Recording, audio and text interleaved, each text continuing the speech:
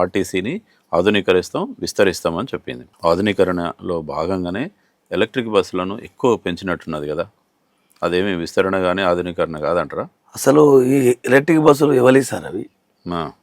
Electric బస్సులు అసలు ఎవరి ఎలక్ట్రిక్ బస్సులు అనేవి ఆర్టీసీ బస్సులు కావు. రేవంత్ రెడ్డి సర్కారు కొని ఇచ్చిన బస్సులు కావాయి, అవి ప్రభుత్వ బస్సులు కాదు. చాలా మంది అడుగుతున్నారు, చాలా మంది అనుకుంటున్నారు కదా అవి ప్రభుత్వం బస్సులే, గవర్నమెంట్ బస్సులే, ఆర్టీసీ బస్సులే అనుకుంటున్నారు. ఇక్కడ పప్పులో కాలేస్తున్నాం మనం అంతా. రంగురంగుల ప్రపంచంలోకి తీసుకెళ్లి వాటిని అంగుల ఆర్భాటాలతో ఓపెనింగ్ చేయించి మంత్రులు రిబ్బన్ కట్ చేసి ఓపెనింగ్ చేస్తుంటే ఇవన్నీ ఆర్టీసీ బస్సులే అనుకుంటున్నారు. మన సీతక్క కూడా ఓపెన్ చేసింది హన్మకొండ బస్ స్టాండ్ లో.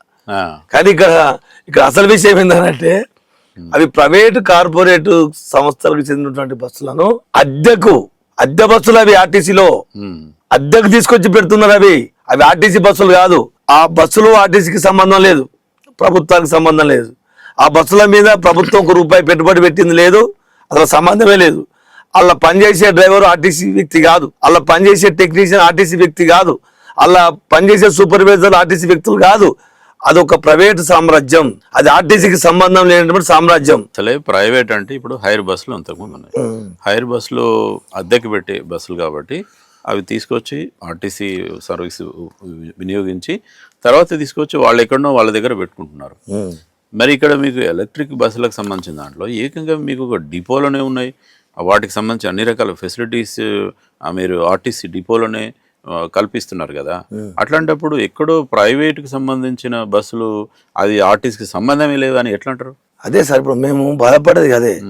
మా తాత ముత్తాతలు సంపాదించినట్టు నా ఇంట్లో ఎవరో సంబంధం లేని వ్యక్తి వచ్చి నన్ను ఇంట్లోకి వెళ్ళి మెడలు పెట్టి బయటికి నెట్టేసి వాళ్ళు ఆ ఇంట్లో సంసారం చేసినట్టు అయిపోయింది మా యొక్క పరిస్థితి. కామన్ ప్యాసింజర్స్ కానీ ప్రజలకు కానీ అర్థం కావాలి కదా.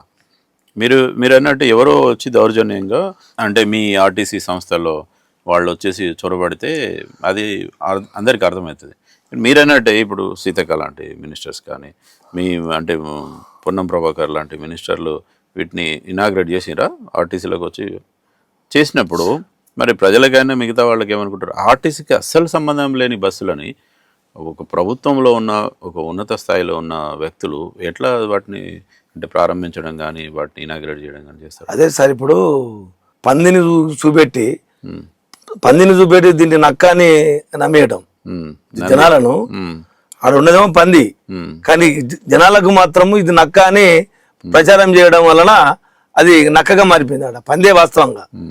ఇక్కడ ప్రభుత్వం కూడా ఈ ప్రజలను దృష్టి మళ్లించడానికి ఇవి ప్రభుత్వ బస్సులని చెప్పుకోడి భ్రమలలో తీసుకెళ్లడానికి ఇది ఒక ఎత్తువడ రీతినే దీనికి ఒక రంగుల ప్రపంచం సృష్టించి అంగుల ఆర్భాటాలతో పెద్ద లెవెల్ దాని పూజలు పునస్కారాలు పెద్ద వేద పండితులను తీసుకొచ్చి ఆ విధంగా భ్రమలు కల్పించారు తప్ప వాస్తవంగా మేము అసలు స్ట్రైక్ పోవడానికి కారణం కూడా ఇదే. 90 ఏళ్ల నుంచి ఆర్టీసీలో ఆస్తులను ఎవరు కూడా కబ్జా చేయలేదు, ఎవరు కూడా ఆ ఆస్తులను ఆక్యుపై చేసుకోలేదు. ఈరోజు ఎగ్జాంపుల్ తీసుకోండి, వరంగల్ 2 డిపోలో మీరు ఒక్కసారి రండి, మీకు నేను చూపెడతా. వరంగల్ 2 డిపోలో ఆర్టీసీ బస్సులు మొత్తం లేవు. వరంగల్ 2 డిపోలో గ్యారేజీ కానీ మొదలు పెడితే వరంగల్ 2 డిపోలో ఉన్నటువంటి ఆర్టీసీ మొత్తం జాగా మొత్తం డిపో పరిధి మొత్తం లోపడగాను బయట మొత్తం ఎలక్ట్రిక్ బస్సులు మొత్తం స్వాధీనం చేసుకున్నాయి. మా ఆర్టీసీ బస్సులు మొత్తం వాళ్ళకి వెళ్ళి బయటకు వెళ్ళగొట్టారు. ఇప్పుడు వాస్తవంగా వాటికి అనుమతి లేదు. అవి ప్రైవేట్ బస్సులు అన్నప్పుడు ప్రైవేటు జాగాలనే ఉండాలా, వాళ్ళు సొంతంగా వాటి జాగలేదు. అది ఇక్కడ ఏంటంటే ఈ ప్రభుత్వము ఈ ఆర్టీసీని విస్తరిస్తాం అన్నాం కదా, విస్తరించడానికి కాదు. ఈ యొక్క ప్రభుత్వము చెప్పింది ఒకటి, చేసేది ఒకటి.